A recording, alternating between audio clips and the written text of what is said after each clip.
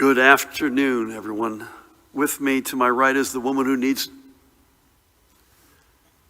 actually she's not here, but another familiar face to my right, the state's epidemiologist, Dr. Christina Tan. Tina, great to have you with us.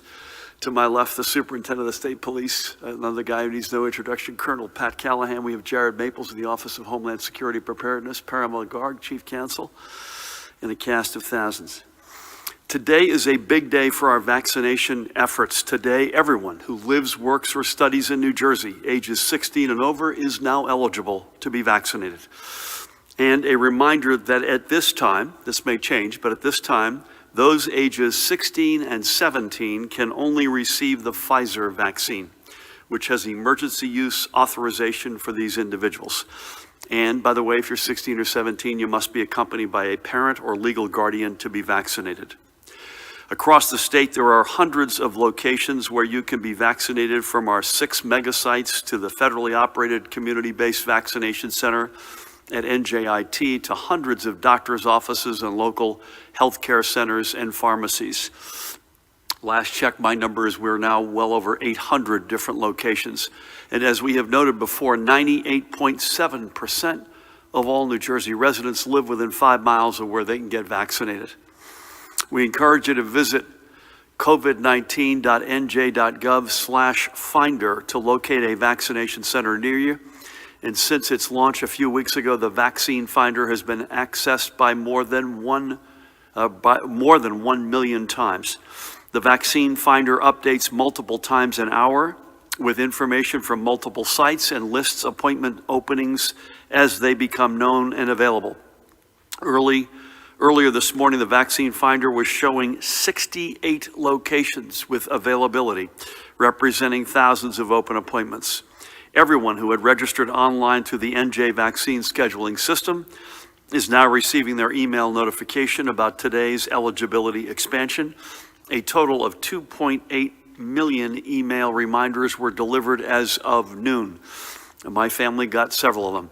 More than 700,000 appointments have been booked directly through the NJVSS portal on our COVID-19 information hub. Now, we know the appointments listed as open this morning will likely fill up fast, and it may take a little time to find a slot as the vaccine supply continues to not quite stay up with the demand, especially in light of the continued pause in the administration of the Johnson & Johnson vaccine. But I assure you, your patience will pay off. Even with today's final expansion, millions of residents who had previously been made eligible have already received at least their first shots. We know that's now over 6 million shots in the arms, by the way. So we know that we are ready to keep pushing forward. With a total this morning of 2,507,736 fully vaccinated individuals, we are now well more than halfway to our initial goal of 4.7 million folks by the end of June. Over the past week, we continued to move the doses of the Pfizer and Moderna vaccines we received from the federal government to our vaccine centers to be delivered directly into the arms of New Jerseyans. Again, we're not spiking any footballs here. We are on a journey, and there are many of you still trying to get your appointments, but we continue to rank among the very top in the nation in the 4 key metrics for evaluating our vaccination program: the percent of doses received getting into the arms of residents, the number of doses we are administering daily, the percentage of residents who have received at least a first dose, and the percentage of our total population who are now fully vaccinated. And as I've noted before, many of the states ahead of us, and there's no disrespect to them, don't have populations that in some cases can compare with places like Bergen County or Essex County. So we are truly setting a national example here in New Jersey. I'll get to all the other numbers in a minute, but first I do want to acknowledge that this is National Volunteer Week. So with that, I want to give a shout out en masse to all of the volunteer advocates from the Office of the Long-Term Care Ombudsman, who have been a lifeline throughout this crisis for residents in our nursing homes. These are selfless volunteers who, prior to the pandemic, visited assigned nursing homes for at least 4 hours every week, sitting and speaking with residents, listening to their concerns, and working with the nursing staff to resolve problems for the resident. Once the pandemic took hold, these essential volunteers continue to maintain their connections with residents and families, even though they may not have been able to physically be with them. And in particular, I want to highlight two of these volunteers who are making a difference in the lives of residents in our nursing homes. First up, on the left, Lakeisha Leach is an Air Force veteran and a volunteer with Jefferson Healthcare Center in Washington Township in Gloucester County. Over the past year, she has held weekly Zoom meetings with the residents she works with, keeping open vital lines of communication to ensure she knew what was happening at the facilities where she dedicated her time. For many residents, the weekly check-ins with Lakeisha was a chance to hear from a friendly face, to talk about memories and hopes for the future. Another volunteer on the right, Laura Redmond, who is assigned to a Vista Care in Cherry Hill in Camden County.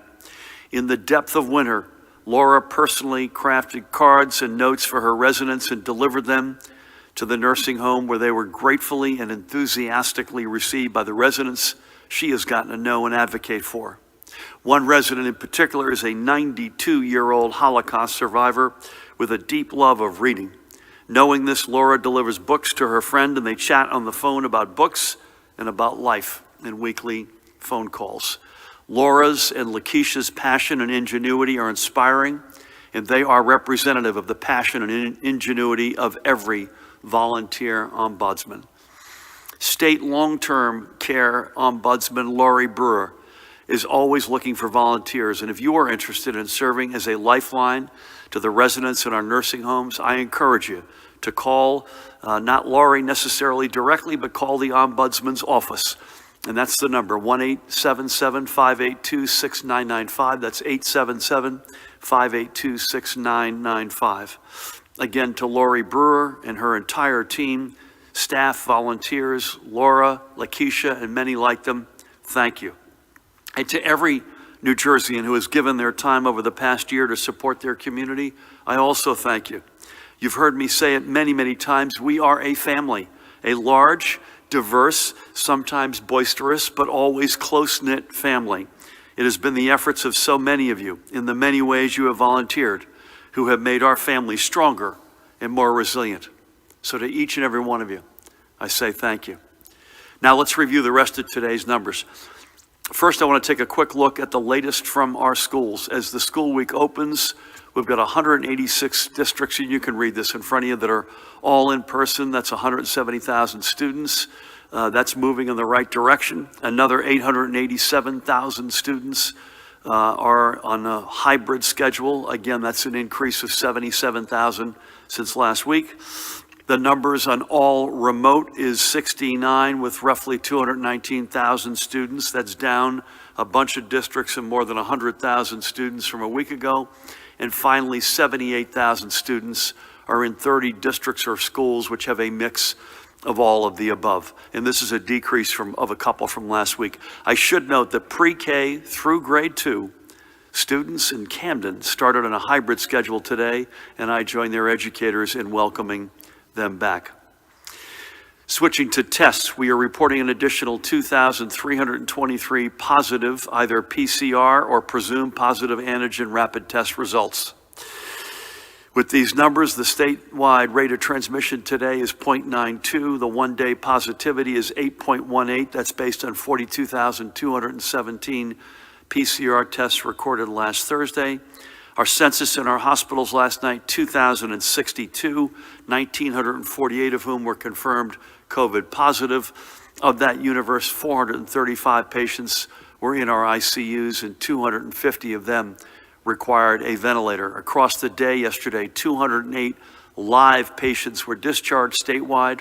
233 patients were admitted in our hospitals. These are not confirmed. Reported 24 in-hospital deaths.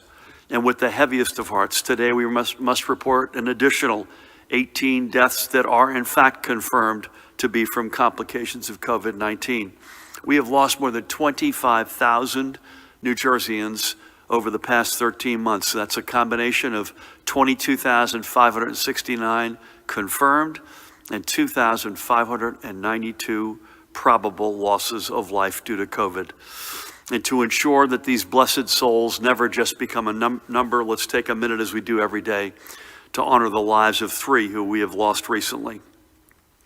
I want to begin today by remembering Newark's Kenneth Richardson. Kenneth was 72 years old. He was a Brick City native, born and raised, a graduate of Barringer High School and a standout athlete who would be enshrined in the Newark Athletic Hall of Fame in the year 2010. He had a varied career, starting in high school when he would make sandwiches at a catering company. He drove trailers. He worked for the city of Newark. But for the past nearly 16 years, he had been a field compliance inspector in the Grants Administration Department for the Schools Development Authority. Kenneth leaves behind his wife, Jerlene, with whom he had celebrated his 50th wedding anniversary this past February. He's also survived by 2 of his and Jerlene's children, Kenneth and Nicole, and I had the great honor of speaking with Jerlene, Kenneth, and Nicole last Wednesday. He was sadly predeceased by his daughter, Kim. He also leaves behind his grandkids, Kayla, Kyla, Kanaya, Damaya, Gregory, and Elijah, and a great-granddaughter, Kennedy.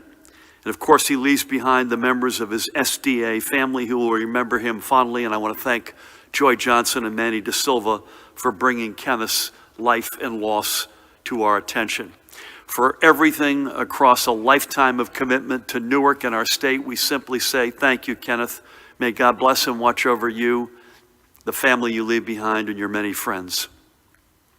Next, this one's tough as nails. We remember Piscataway's Billy Burke on the right and his father, Bill Burke of Hillsborough, on the left. They were both longtime Staten Islanders who had made Jersey their home over the past several years. Billy Burke was a retired member of the New York City Fire Department. It was a lifelong dream of his to be a firefighter. And he spent significant time as a member of the FDNY team that worked at the site of the World Trade Center following the September 11th attacks. Following his retirement from the department, he started his own trucking company, William Joseph Trucking, which, while keeping him busy, also allowed him to spend more time with his family, to coach youth basketball and baseball, and attend dance recitals. Billy had only moved to Piscataway 3 years ago. He leaves behind his children, Haley, Sarah, and William, his mother, Patricia, among countless friends and members of the FDNY family. God bless that guy. But 3 weeks after losing Billy, again, Billy's on the right, the Burke family lost its patriarch on the left, Bill, at the age of 83. Also born and raised on Staten Island after a stint as a cook in the U.S. Army, Bill earned a degree in accounting and embarked on a career in business that would see him spend the majority of his time at the investment firm Solomon Brothers, where he was a vice president. Bill was a dyed-in-the-wool sports fan. Pat, make sure you're paying attention here because this one moves around a bit. He grew up a Brooklyn Dodgers fan who never got over Bobby Thompson's shot heard round the world. Not many people did. And he was forced to switch allegiances after the Dodgers left Brooklyn for Los Angeles. And those allegiances were split between the Mets and the Red Sox. Think about that for a second. And when it came to football, there was only one team, the New York Football Giants. Bill leaves behind his daughter and Billy's sister, Laura, and I had the great honor of speaking with Laura on Wednesday. And in addition to Billy's children, he also is survived by another grandson, Connor, as well as by his brother and Billy's uncle, David.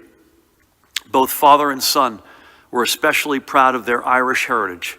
And as Billy would often remind his children, the pot of gold can be found at the center of the heart and not always at the end of the rainbow.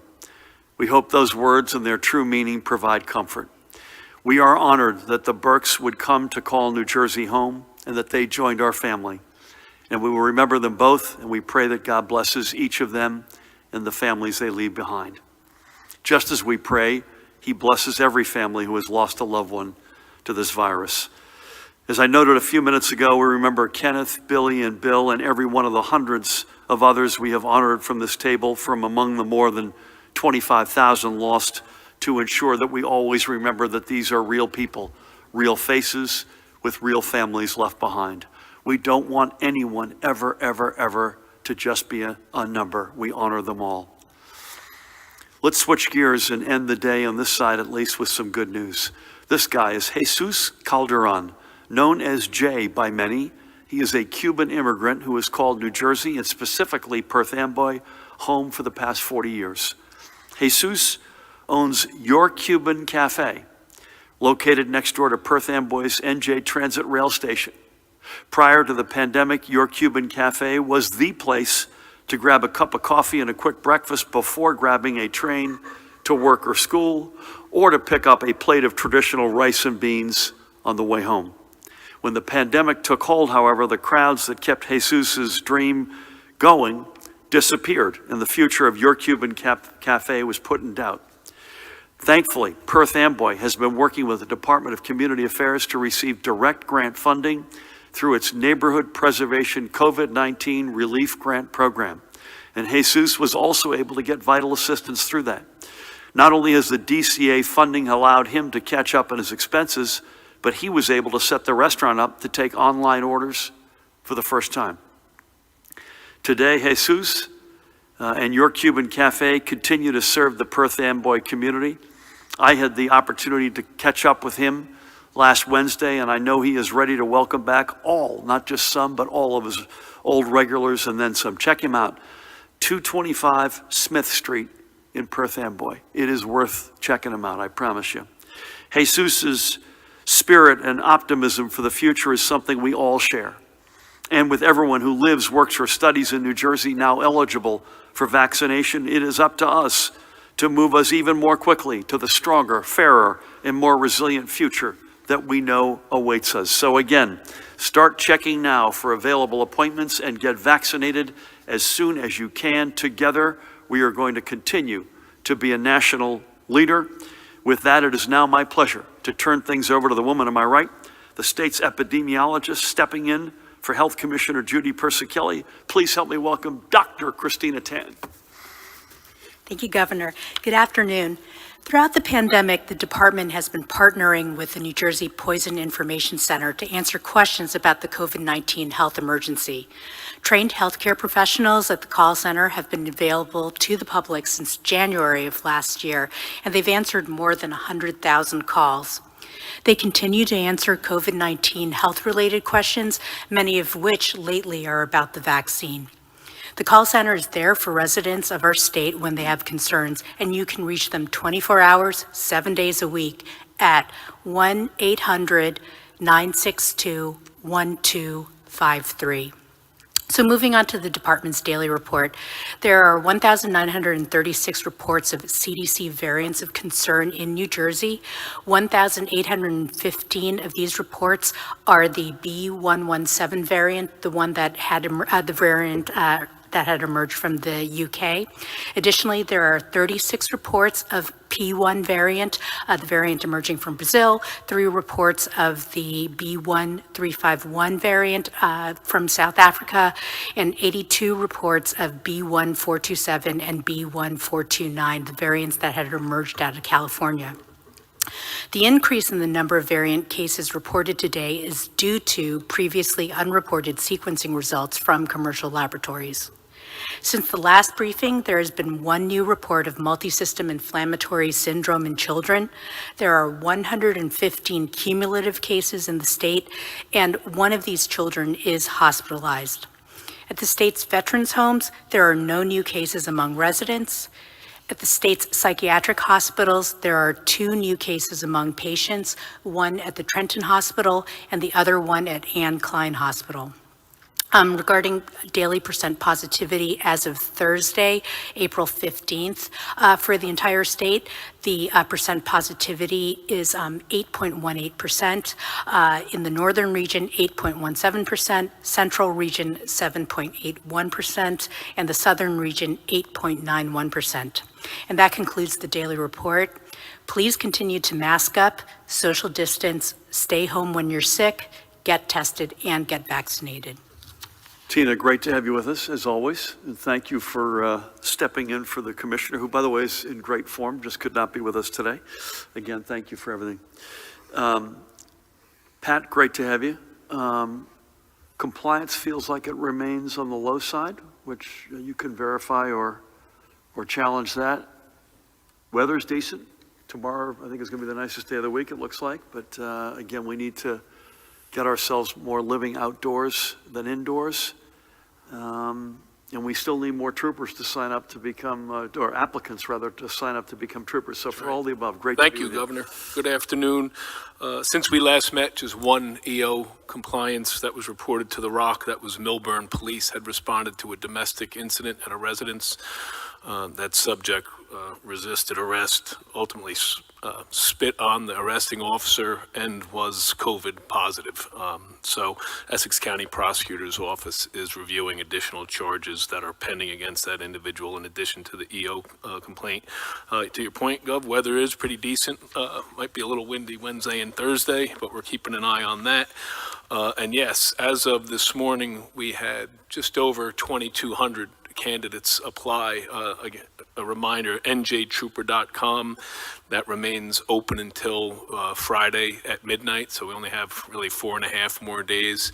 It's been a full court press between the governor, myself, the attorney general, a lot of calls, radio shows, just really trying to get the word out there, and hope that the women and men sign up again to join us for our next century of service to the great state of New Jersey. njtrooper.com.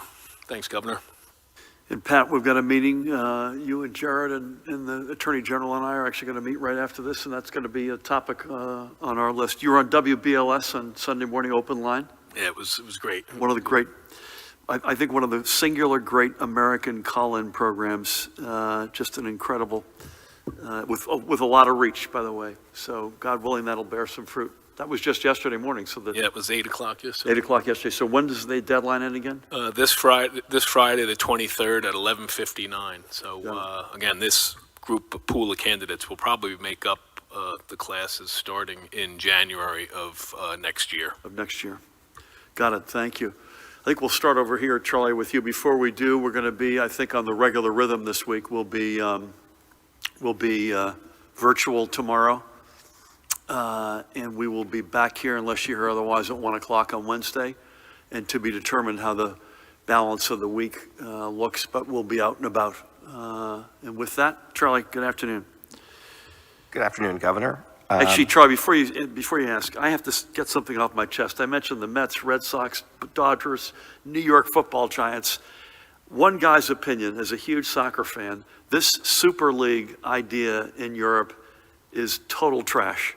It is against the fans' interests. It is all about greed, and I hope cooler heads prevail and put it right in the wastebasket where it belongs. Charlie, nothing personal. Over to you, because I know you were going to ask about that. Thanks, Governor. I have 3 items I want to ask about. The first, tomorrow, Highland Park is holding an election that was actually supposed to be held in November. What went wrong and who's to blame for the delay? Wanted to ask if you have any comment on the Middlesex County Democratic Organization's decision to overrule the decision of the Edison Democratic Organization and award the coveted party line to a different set of local candidates. And then I have to ask about the Lincoln Annex School on August 28th. I'd be surprised if you didn't. So on August 28th, you spoke to 2 New Brunswick residents concerned about the plans to close and demolish the school. They tell me you promised to arrange a meeting with your acting education commissioner. On September 11th, your team told me DOE is going to bring those community members in for a meeting. It's my understanding that meeting never happened. On October 16th, the DOE told me they're working to reach out to parents of school-age students in the community to listen to their concerns. I met your acting education commissioner here in December, and I emailed her to ask if these promises were going to be honored, and she has not responded to my emails. The school is currently being demolished, and its 700-plus students are now being bused to a warehouse building in a dangerous part of town. What is your message to the families who have lost their school, and what has your administration done to listen to them or hear them out since these meetings didn't happen or didn't seem to happen? Yeah, I will, on the last one, I'll get Dan Bryan to follow up, because it's not our intention to not follow up, I promise you that. And as I've said this many times before, and I'll leave out all the editorializing, the fact of the matter is we should be able to, and I'm highly optimistic we can have it both ways. In other words, build a new school that is 21st century in the right location for kids of the next generation to attend. I can't turn to Judy today because she's, as you know, an alum of the school. She's not with us, but Tina and I will get the message to her. But also have a world-class cancer center. We should be able to walk and chew gum, and I'm confident that we can and will. And I'll get Dan to follow up. Having said that, it's not our intention to not follow up. I'm going in reverse order. I've got no insights on the process, but I'm honored to endorse Sam Joshi, who is a guy I've known for a lot of years. I think he'll be an outstanding mayor. And I'm very excited to stand with him in the Slate and Edison and the Slate Middlesex County, where I think Chairman Kevin McCabe does an extraordinary job. I've literally got no insight on Highland Park. So can we come back to you on that? I've got no insight as to why. I think your question is why it went from November to today. I got to come back to you on that. Good to see you. Matt. Good afternoon, Governor. With declining cases and hospitalizations, is it safe to say that any fears of a possible third wave in the state is over? Matt, I apologize. I missed the beginning of that. Well, with the declines of new cases and hospitalizations, is it safe to say that any fears of a possible third wave in the state are over? Last week, you said you owed residents guidance on proms and graduation. Some of those events are already starting to happen, and at college graduations are less than a month away. What sort of changes can people expect? And tomorrow will mark 2 weeks since more than 24 undocumented immigrants and allies began their hunger strikes. Is your office planning to continue conversations with advocacy groups, who say that the $40 million isn't enough? And is there any plans for talks with the legislature about bumping up that amount of funding? Matt, I'll answer and then maybe ask Tina to come back on the first one to weigh in. And she's far more qualified than I. I do like, it's baby steps, but I do like, and I think we like the fact that numbers are slowly beginning to go in a better direction. The RT slipped a little bit today, but when I say a little bit. But if you look at hospitalizations over the past number of days, ICU, ventilator use, it's slowly but surely beginning to go in the right direction. For my taste, at least, it's too early to declare victory. And we still have this naggingly high positivity rate. On weekends, it's low double digits, and weekdays, it's high single digits. So, but again, slowly but surely. And when you have over 6 million shots in the arms, over half the 4.7 million adults, we want to get vaccinated. Having been vaccinated, the weather getting a little bit better to allow us to live more of our lives outside, that's all cause for quiet, cautious optimism. Guidance, I would hope soon. I'm not sure it'll be this week, but we actually have a meeting on this very topic this afternoon. But too early to give you an answer on proms, graduations, and other summer stuff. I think on our list there's day camps, for instance. So we want to hit several things. And conversations absolutely continue. I was on this morning with a labor leader whose ranks include a disproportionate among members of undocumented brothers and sisters. I was on over the weekend with a leader back and forth with notes of a leader in the Latino community. Our teams have been doing the same. Again, we want to try to get to a good place here, but I've got no news specifically to break. Tina, how do you feel about the numbers of late, and where do you think we are right now?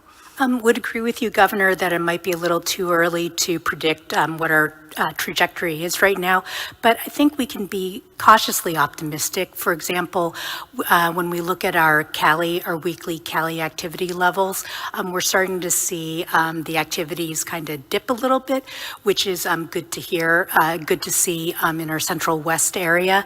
But right now, New Jersey, as well as the rest of the country, we kind of remain in this really delicate balance between trying to balance. We've got a context of widely circulating virus that's still out in the community. We always hear about the New Jersey numbers, but we have to remember that nationally we're seeing about 67,000 cases, new cases a day, rolling average, 7-day rolling average.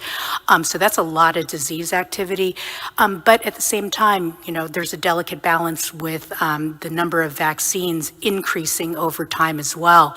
But we have to remember that that's why we have to still continue to keep up our guard, that even though, we're getting our vaccination rates, our vaccination coverage up, that doesn't help with the immediate issue that we've got a lot of a virus still circulating in the community, that, whatever we do right now for vaccination, the great coverage that we're doing, that will have an impact a couple weeks out versus what we have to do now with our, again, sounding like a broken record, the social distancing, the masking, the washing your hands, the staying home when you're sick, just continuing those efforts until, we reach a better spot with all of our different metrics and with our vaccine coverage. I also, Tina, saw an implication, at least from Tony Fauci yesterday. In fact, I think he was explicit about it, that he was hoping that J&J would come back online as of Friday in some form. And we've talked about this here. That form, an obvious form might be, and I'm saying might be because we don't have any insights, but okay for everybody except for childbearing age women who are in that range. So we shall see. We still need J&J, assuming it's safe and it checks all the boxes.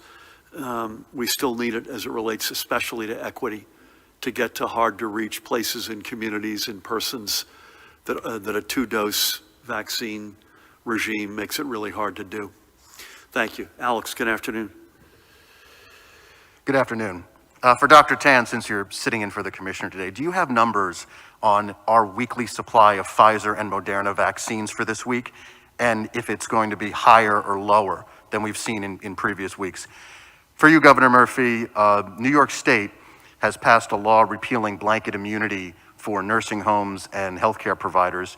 You signed a bill that was similar but not identical a year ago, extending immunity to healthcare professionals. Do you think the legislature should revisit the immunity issue? And the wording in the bill is a little bit vague. Could that immunity bill apply to nursing homes if they're bad actors like the ones you've talked about? Israel has removed its outdoor mask mandate. Are you considering something similar? Because it's been shown that there's very little outdoor transmission of coronavirus. Similarly, the CDC said that there's a 1 in 10,000 chance of getting COVID from a surface. Are these cleaning efforts that folks, including your office, are doing, like cleaning pens after a bill signing, hygiene theater at this point, and should they end? And lastly, for the Colonel, do you have any concerns or preparations for the aftermath of the Derek Chauvin verdict? And have you watched the Dante Wright video, and what do you think of it? I've never heard the phrase hygiene theater. I have to just say there's a first for everything, and that was the first. No particular. Do you have the dose? Can we come back to on doses? They have stayed, though. Pfizer and Moderna have been steady, either flat or modestly up, and they've stayed that way for a couple of months, at least. And so we'll come back. Dan, will you help me with that? No comment. No comment. I've got no insight on the immunity. I've got no insight in terms of any steps we might take. But I also I'm not read into the New York law. So if you can bear with us on that, I'm not sure we're gonna have a whole lot to say. Israel's done an extraordinary job. Period. I mean, if you look at every metric, they've done an extraordinary job, particularly most recently in vaccinating. But we're not there yet on changing our mask mandates. I hope we will be. But it's, first of all, it's a much warmer weather country than we are state right now. So they can live, I've been there a bunch of times. I can tell you right now in mid to late April, they are outdoors in a big way, and we're not quite there yet. And we also have a rate of transmission that is much higher than in Israel right now, but I would hope we'd get there. I just can't tell you when. Surfaces, Tina, I'm going to continue to be in the category, better to be safe than sorry. We don't do it for theater, I promise you that. There is a fair amount of mounting evidence that surfaces are not our challenge. You'll remember a year ago, we had in the spring pitched discussions and debates about playgrounds in particular. I think we're beyond the point where we think that's a prime source of infection, but I think we're still going to be better to be safe than sorry. You good on that, or I want to make sure? Yeah, CDC has recently updated its cleaning and disinfection guidance. That, it's absolutely correct that there is mounting evidence that, surfaces, fomites, aren't really the main mode of transmission. But that said, you still have to clean, you still have to follow routine efforts, particularly for high-touch areas. But, some of the processes can be somewhat modified. And again, I think that's one that's going to get better, probably faster in terms of what our mindset looks like. Pat, Alex had a question about the Chauvin trial in Minnesota, which feels like it's coming to a head. Any comments you want to have there? If we've been in the last few weeks constant communication. I think this is a case where we can't over communicate, and that includes from the governor's office, urban city mayors. This morning we're on 3 separate phone calls, law enforcement, county prosecutors. I've been in touch with the colonel of the Minnesota State Police, and we'll be watching as that verdict comes out. And I have watched the Dante Wright video. It was tragic. I don't know if it was a training issue, but when that resulted in the loss of his life, just hard to watch and certainly a tragedy. As we've said many times, every loss of life is a tragedy, period, full stop. I think one of the things that, Pat, I think you and the Attorney General and Jared, faith leaders, how many members, Jared, of your faith council these days? 3,500 members that are in a regular rotation of conversations and the deepening of engagement between law enforcement and the communities they serve you never take literally anything for granted. I know you guys don't, but that has served us well to date, and God willing, it will continue to. You're good, sir? I assume you are. You got anything? You're still looking for the 20?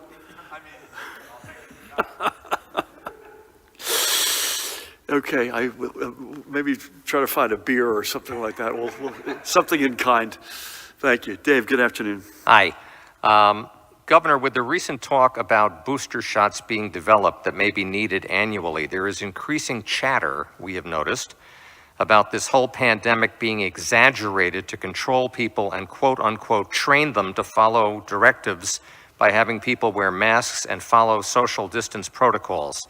Could you and Dr. Tan, the Colonel, and perhaps Jared Maples comment from your own personal experience, have you ever seen a health emergency as serious as the COVID-19 pandemic? Has there been any word, I know we just mentioned that Pfizer and Moderna supplies have been basically steady. Is there any discussion or word about supplies being possibly increased? And with the percentage of minority members getting vaccinated, Judy was saying last week, I believe it was 8% blacks, I think Hispanics were 15%. 19, I believe. Okay, 19%, shockingly low still compared to whites, 56 or 7%. No, that's not what she meant. She meant 8%, I believe, and she's not here, so I want to make sure. 8% relates to 13% representation in our state. Okay. And the 19 was 19 as it relates to 20 or 21% of the Latino population. Okay, so then not as bad as... Correct. As I want to make this sure would that be. I believe that's correct. We'll confirm that with you. Okay. If that is correct, still though, there is a lag in the minority There's community. no question. Yep. So what kind of efforts, if any, have you guys discussed, or are there plans in the work to try to increase this? And finally, on the metrics slowly improving, and you just said, Governor, that it's too early to really talk about specific expansion, reopening efforts, but they are coming. What's the message? What do you say to people who say, this is way too slow? Thank you. Yeah, your first question and your last one, Dave, are sort of two sides of a different coin. I was tempted to say that we have been possessed by aliens trying to control the humans in New Jersey. But all kidding aside, I don't know how anyone, and this is not directed at you, I don't know how anyone could look at over 25,000 deaths in this state in 13 months and not conclude that this was an incredibly serious health crisis, and look at the amount of deaths, Tina, that we even reported today. Another 18 confirmed losses of life today, and another couple of dozen in our hospitals unconfirmed. This is, by any measure, a once in a century at least, if not bigger than that, whatever that would be, health crisis and pandemic. And we're not out of the woods. And that gets to the question of the slowness. I would love to be a less dense state that has warmer weather more often in the year as it relates to a pandemic. I love how we're situated in normal times. Our density, our location are two of our great attributes when you're talking about most of what New Jersey's about away from a pandemic. But in a pandemic, our density, our proximity to New York City, it's not just the densest state in the nation, the densest region. We've been indoors for most of our lives the past, now going 4 to 6 months. We just don't have the latitude that other states that don't have that density and don't have that weather reality have. Again, I love our location. I love our weather patterns for everything, frankly, except the pandemic. So, and the other thing is this, we pride ourselves in not lurching. In other words, letting, opening up a capacity and then going back. We haven't done it once. We came close on indoor dining leading up to the 4th of July, which sadly had to get postponed for health reasons until Labor Day, but we haven't done that once. And I think that should be a badge of honor for New Jersey, not just for us, but for all of us, that folks, proprietors, look at and that's not to say there may not be people who are getting away with stuff when we're not looking, but enforcement is high. And most people, if you measure by the compliances, remember like 6 months ago, you had like 13, 15 in one press conference, and we were doing more press conferences a week. So I would just say it's to everyone's credit that we've been able to do this as incrementally. And again, I want to get out of this as much as anybody. And I continue to believe, Dave, that Memorial Day brings us to a dramatically different place. I don't have any sense that the supply of Moderna and Pfizer is going up meaningfully. Having said that, assuming Dr. Fauci is right and we get J&J back at least to some degree, and Pfizer and Moderna stay steady, I reiterate what we've been saying now, Tina, for a couple of weeks. I have complete confidence we'll be able to get to our goal of 4.7 million adult New Jerseyans vaccinated by the end of June. I would hope even before. In the black and brown community is an incredibly important question, and I'm glad you raised it. Again, J&J, it's not just the total supply that is impacted when one of these vaccines come off. That is the vaccine, that allows us to pursue equity most aggressively. That's not to say we can't do it with Pfizer and Moderna, and obviously the facts show that we are doing it with them, but not at the pace we would like. Remember, only 4%, and I think, Tina, that number is now even lower. That was as of the end of the week. Less than 4% of our total vaccines administered are J&J. So that's the good news. We haven't had an over-reliance on it. The challenging news is it's the single dose, it's the regular refrigeration. You point and shoot. It's the one Judy wants to put in the back of the mobile vans and just drive deep into neighborhoods. So I think it's going to be a combination. And by the way, if it has to be Moderna and Pfizer, we will figure it out. It will be more complicated. But I think it's going to be a combination in terms of equity. God willing, we'll get J&J back online. It'll be mobile. It'll be faith. It'll be community centers, federally qualified healthcare centers. It'll be a combination of a lot of things. We're up over 800 locations. I mentioned this earlier today, and I mentioned that 98.7% of folks live within 5 miles of a vaccine site. We're up to 814 locations. Our goal is to get sites so dispersed that you're within 15 minutes of a walk to a site, and we believe that's achievable. So for all the above, it remains a journey, and we will do what it takes, even if we don't get J&J back online. Thank you. Nikita, good afternoon. Good afternoon, Governor. So Assemblyman Nicholas Sharav-Velati is no longer seeking re-election. I'm wondering if you have comment on the loss of someone who has been a legislative ally of yours, and also whether you share his frustration over party leaders in Hudson essentially designating legislators without any sort of process. On a similar note, have you met the Assemblyman's replacement, William Sampson? Separately, you are now unopposed in the primary. Congratulations. I'm wondering how much time you plan to spend campaigning between now and June 8th. And then finally, I wanted to see if you agreed with Secretary Way's referral of Lisa McCormick's petitions to law enforcement, and whether or not you believe the state should actively investigate allegations of voter fraud like these.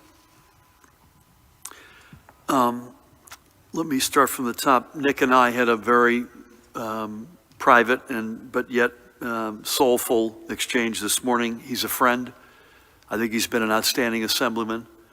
But I have to say Jimmy Davis is a friend, and I think he's been an outstanding mayor. And sometimes these things happen, and you've got two folks you have a high regard for, and you just wish and hope that they can find common ground, and they were not able to.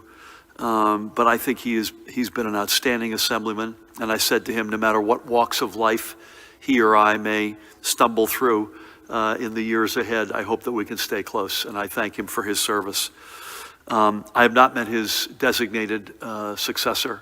I say successor, obviously he has to win some elections, but I've not yet met him, and I look forward to. Listen, I think we'll take it as we have from moment one. We're gonna, Frank Lautenberg had that great line, there's only two ways to run, scared or unopposed.